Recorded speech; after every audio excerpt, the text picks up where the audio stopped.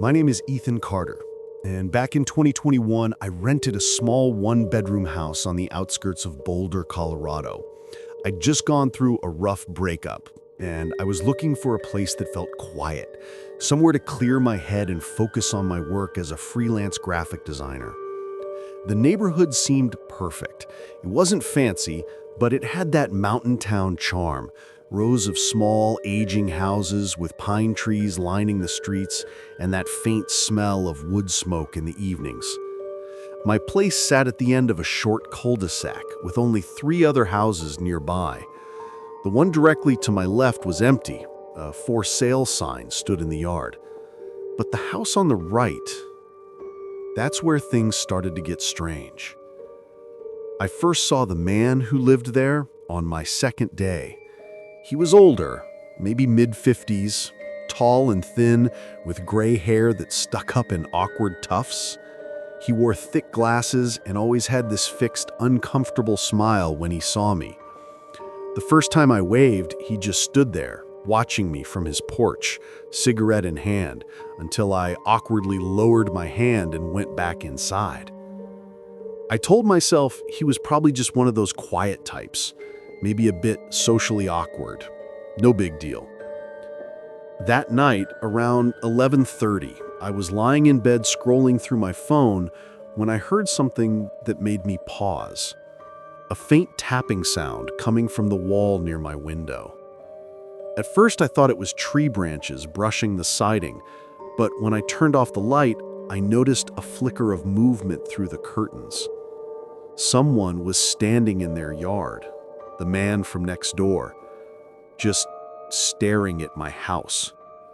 He wasn't moving, just standing there in the dark, his face half lit by the faint glow of a porch light. After maybe 20 seconds, he turned around and walked slowly back into his house without a word. I told myself he probably just stepped outside for a smoke, but deep down, I knew it didn't feel right. The next morning, I noticed something else. There was a small hole, maybe the size of a pencil, drilled into the wooden fence that separated our yards. From my side, it looked fresh, like it had been made recently. That's when I started keeping my curtains closed at night. The sounds at night. A few days passed, and I kept trying to convince myself that I was overreacting. New house, new noises, new surroundings. Of course I'd feel a little on edge. But something about that man, it stuck in my head. Every evening, around the same time, between 11 and midnight, I'd see a faint light flickering through the blinds of his living room. Not a normal light either. It was dim and unsteady, almost like candlelight or a flashlight waving back and forth. One night, I decided to peek through my curtains just for a second. He was standing by his window, facing toward me again, but this time, his head was tilted downward, like he was looking at something on the floor. The light flickered near his feet, and for a moment I thought I saw the shape of another person in the shadows behind him. Smaller, maybe a woman? Then the light went out completely. The next morning, I went outside to grab a package from my porch. I noticed something weird. A small set of muddy footprints on my side of the yard leading up to my fence. They weren't mine. I walked to the hole in the fence again, crouched down, and looked through it. What I saw made my stomach twist.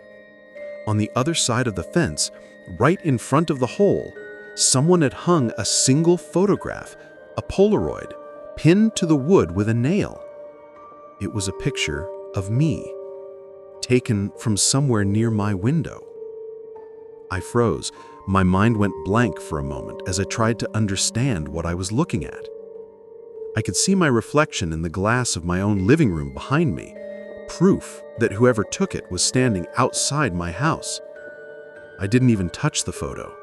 I just backed away and went inside, locking every door and window I could find. That day, I didn't see him outside. No movement, no sound, nothing. But that night, at exactly 12:17 a.m., I woke up to a noise that I'll never forget. It was coming from my attic. A slow, steady, dragging sound, like someone pulling something heavy across the wooden floor above my bedroom. I didn't even know how anyone could get up there. I'd never opened the attic hatch since I moved in. I stood there, frozen, listening to every creak, every thud. The sound lasted maybe 30 seconds, then stopped as suddenly as it started. I waited another 5 minutes before I worked up the courage to grab my flashlight and open the attic hatch. The moment I pulled it down, a rush of cold air hit my face. I climbed the first step, shining my light into the darkness. Nothing. Just dust, boxes, and old insulation. But as I scanned the corner, I noticed something carved into one of the beams in the wood. Deep scratches, almost like someone had been marking tallies. 4 vertical lines, and 1 diagonal line crossing through them. 5 marks. 5 nights. That was the exact number of nights since I'd moved in. After that night in the attic, I couldn't sleep right for days. Every tiny noise made my pulse jump. I started keeping a small baseball bat by my bed, not because I thought I'd ever use it, but just so I could convince myself I had something. About a week later, it happened again. Not the dragging this time, something else. I'd been working late, headphones on, editing a design project when I saw movement outside my window. It wasn't the old man. It was a young woman. She was standing in the neighbor's driveway, maybe mid-20s, wearing a light hoodie, even though it was freezing out. Her arms were crossed tightly over her chest. She looked lost. Before I could open my mouth, the front door of his house creaked open, and the old man appeared in the doorway. He didn't say a word. He just motioned with his hand for her to come inside. She hesitated, looked back toward the street, then walked in. The door shut. I waited for maybe 15 minutes, watching through the narrow slit in my curtains. No one came back out. Eventually, I told myself it wasn't my business. Maybe she was a relative, or a girlfriend, or someone helping him out. But by the next afternoon, when I left for groceries, I saw her hoodie still hanging on the front porch rail, soaked with morning frost. That night, I couldn't stop thinking about it. I decided to check something. The houses on our street all had those shared electricity meters mounted on the back wall, where you could see the readings if you leaned over the fence. When I went out there with my flashlight, I noticed something odd.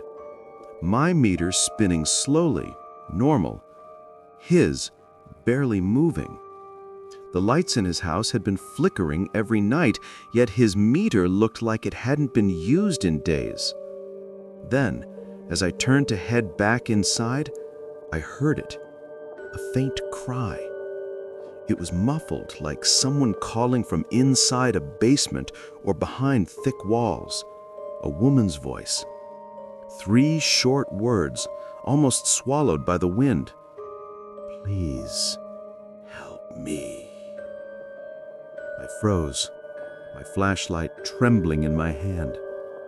The sound came from his house. I wanted to go to the police right then, but part of me wondered if I'd imagined it.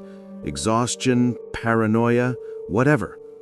So I called a non-emergency line instead and told them I'd heard something strange next door.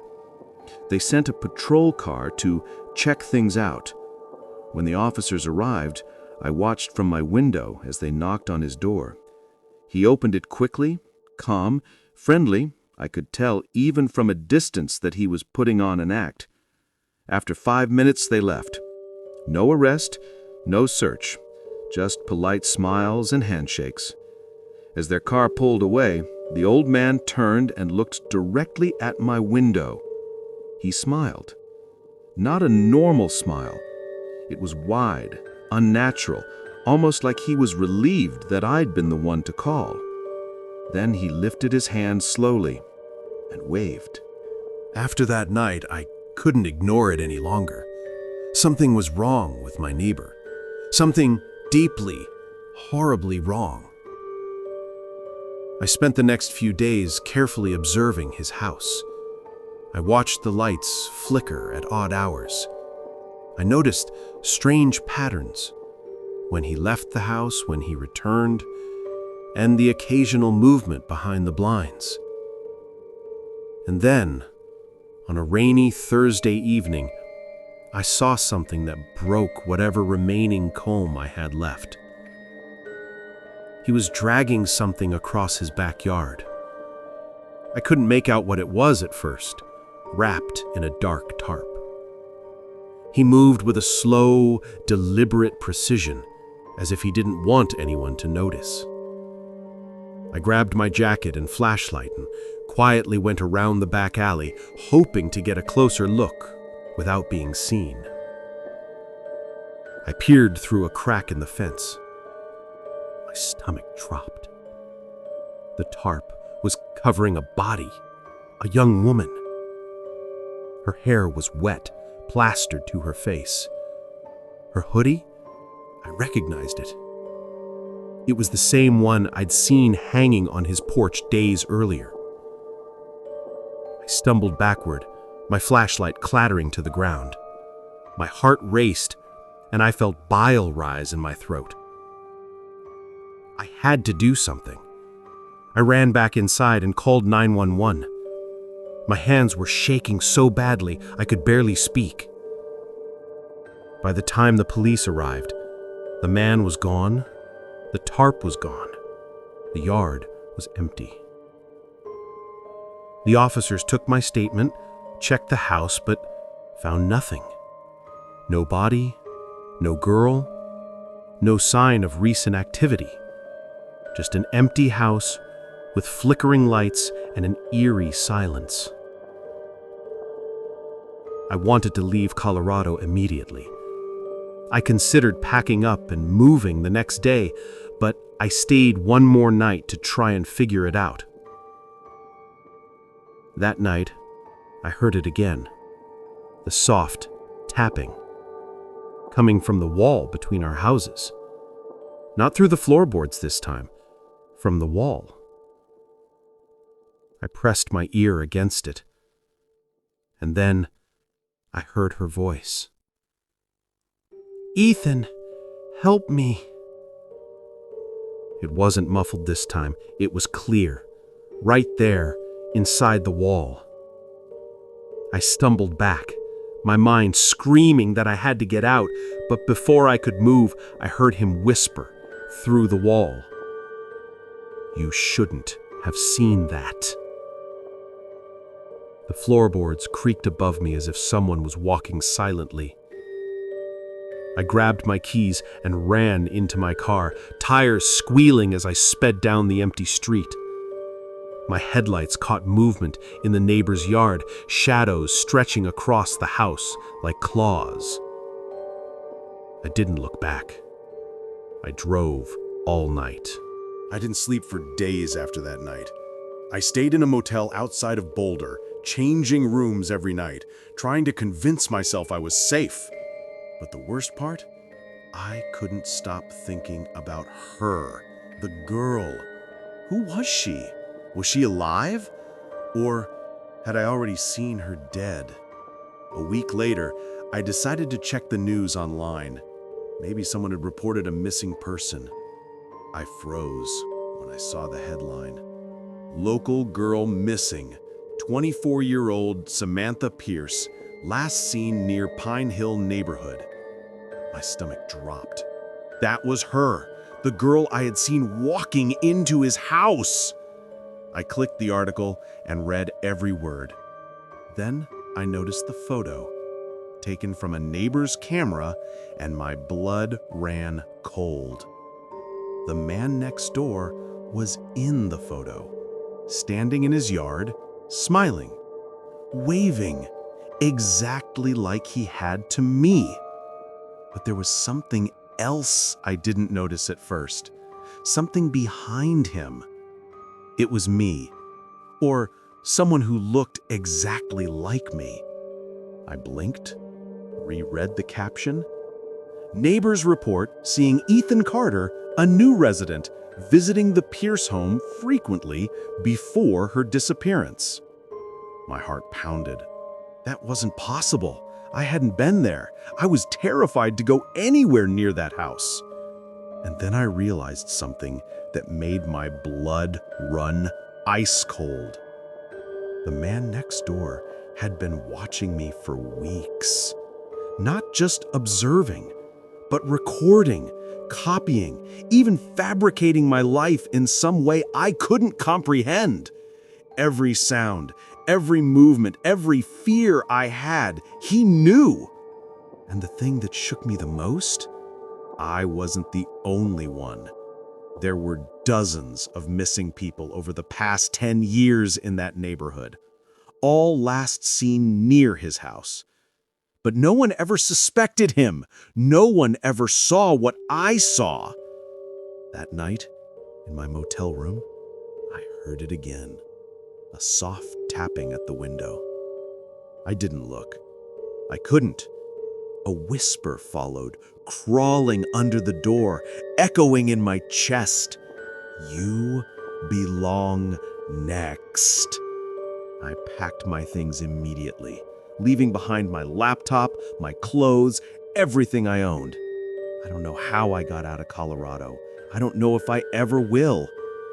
And now, every night, I check my locks. Every night I watch the shadows. Because I know one day, he's coming for me. And maybe, if I'm not careful, I'll be the next missing person.